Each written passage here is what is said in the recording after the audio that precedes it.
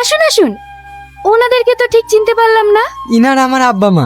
এই রাস্তা দিয়ে যাচ্ছিলাম, তোমার আব্বার কথা বলতে আব্বা মা দেখতে চাইলো, তাই নিয়ে চলে আসলাম। খুব ভালো করেছেন, আসুন ঘরে এসে বসুন। তোমাকে খুব চেনা চেনা লাগছে। তোমার নাম কি সেলিম? হ্যাঁ। আরে আমাকে চিনতে পারছিস না? আমি সোহেল রে। মনে আছে একসঙ্গে ব্যাঙ্গালোরে কাজ করতাম, তুই আমাকে বেয়াই বলে ডাকতি। হ্যাঁ মনে পড়েছে। ভালো আছিস ভাই? হ্যাঁ আমি ভালো আছি। তাহলে এটা তোর মেয়ে? হ্যাঁ। এই দেখ, এটা আমার ছেলে। তোর ছেলেকে আমি ভালো করেই চিনি।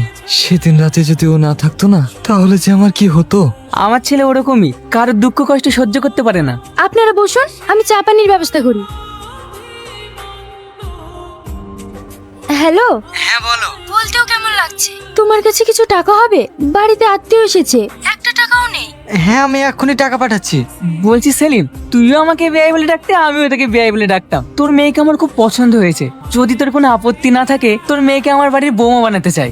আরে আপত্তি কেন হবে রে? আমার মেয়ে যে তোর বাড়ির বউ হবে, সেটা তো আমার মেয়ের সৌভাগ্য। মেয়েটাকে নিয়ে খুব দুশ্চিন্তায় ছিলাম রে। আজকের এই সুখের দিনে দুঃখের কথা বলবেন না ভাই। কি নিয়ে আলোচনা করছো মা? তোর বিয়ের ব্যাপারে। এই ভাইয়ের মেয়েকে আমাদের খুব পছন্দ হয়েছে, তাই ওর সাথে তোর বিয়ে ঠিক করলাম। শুভ কাজে দেরি করতে চাইনি, 10 দিনের মধ্যে তোর বিয়েটা সেরে ফেলতে চাই। আব্বা, তুমি হুট করে আমাকে না জানিয়ে বিয়ে ঠিক করলে কেন? আমি বিয়ে করতে পারবো না। দেখ, ও আমার অনেক আগেকার বন্ধু, আর আমি ওকে কথা দিয়েছি ওর মেয়ের সাথে তোর বিয়ে দেবো। তাই বলে কি আমার মতামতের কোনো দাম নেই? দেখ মা, ওই ছেলেটা খুব ভালো। ওর সাথে তোর বিয়ে হলে তুই সুখেই থাকবি। আমি জানি ও অনেক ভালো ছেলে, কিন্তু কোনো কিন্তু না। আমি যখন একবার কথা দিয়ে ফেলেছি, ওই মেয়ের সাথেই তোর বিয়ে হবে। ঠিক আছে, আমিও দেখছি তুমি ওই মেয়ের সঙ্গে আবার কি করে বিয়ে দাও। আমি আজকে তোমার সঙ্গে দেখা করতে চাই। আমার আব্বু অন্য একটা ছেলের সঙ্গে আমার বিয়ে ঠিক করেছে। হ্যাঁ, আমারও তো সেই একই কেস। আমার আব্বাও তো তার বন্ধুর মেয়ের সঙ্গে আমার বিয়ে ঠিক করেছে। তাহলে এখন কি হবে?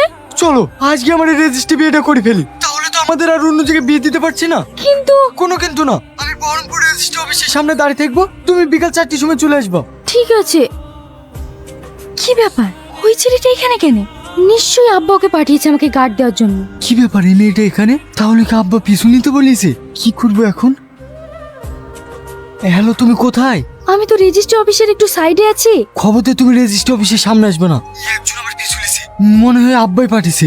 আমার আব্বা একজনকে পাঠিয়েছে, তাহলে কোনো উপায়? তুমি বাড়ি চলে যাও, আমি তোমাদের বাড়ি আসছি। তোমার আব্বাকে ভালোভাবে বোঝাবো, যদি না শুনে তোর কাছে তোমার আব্বার পাও ধরবো। ঠিক আছে। তোমার বাড়ির লোকেশনটা আমার হোয়াটসঅ্যাপে সেন্ড করো। ঘুরি ফিরি একই জায়গায় কেন পাঠাচ্ছে? সেটা গুগল কি টাল হয়ে গেল নাকি? উল্টো পাল্টা লোকেশন দেখাচ্ছে। কি ব্যাপার, আপনি বাইরে দাঁড়িয়ে আছেন কেন? আপনার বাবা মাও তো এসেছে, ভিতরে আসুন। আব্বা মা কি জন্য এসছে? আপনার আর আমার বিয়েটা ক্যান্সেল করতে এসেছে। ঠিক আছে আমি আসছি। কি লোকেশন যে পাঠায়। হ্যালো, তুমি কোথায় আছো? আমি তোমার জন্য কখন থেকে বাইরে অপেক্ষা করছি, তাড়াতাড়ি এসো। আমি তোর পিছনে। দেখ সেলিম, এখনকার যা ছেলে মেয়ে, তাদের অমেতে আমরা কিছুতেই বিয়ে দিতে পারবো না। আমার ছেলে তোর মেয়েকে বিয়ে করতে চাইছো না। আমার মেয়েও সে একই কথা বলছে ভাই। জোর করে বিয়ে দিয়ে তো আর সংসার করানো যায় না। আমরা বন্ধু বন্ধু হয়ে থাকবো। বেয়াই হওয়াটা আর আমাদের কপালে নাই। আচ্ছা আব্বা, আমি রিয়াজকেই বিয়ে করব।